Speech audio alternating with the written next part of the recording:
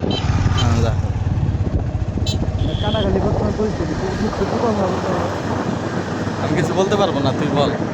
বলতে হবে কিছু। বলতে তো খাই কি অবস্থা এদের বাড়ি হ্যালো, আসসালামু আলাইকুম। গ্রামের খুব সুন্দর রাস্তা, অপরূপ সৌন্দর্য। সামনে রয়েছে কাটাখালী। এখানে অনেক মানুষের সমাগম হয়েছে ঈদ উপলক্ষে। আমরাও চলে আসলাম, আমরাও এর ব্যতিক্রম নয়।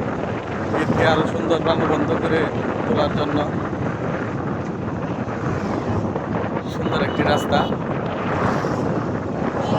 সরকারি ভাবে কোনো হস্তক্ষেপ করলে কি এটা ভালো হইতো জিনিসটা?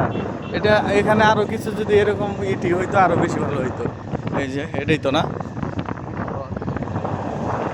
মানুষ তো জড়ো হয়ে সারে নাই, আরো মানুষ হবে, একটু বড় হবে, রোদ্রি তো।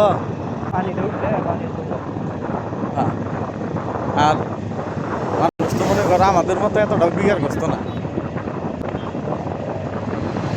আস্তে আস্তে চালাই ভাই, আমার আত্মাটা হাতে থাকে, তুই 100-এর উপরে যখন টান দেশ।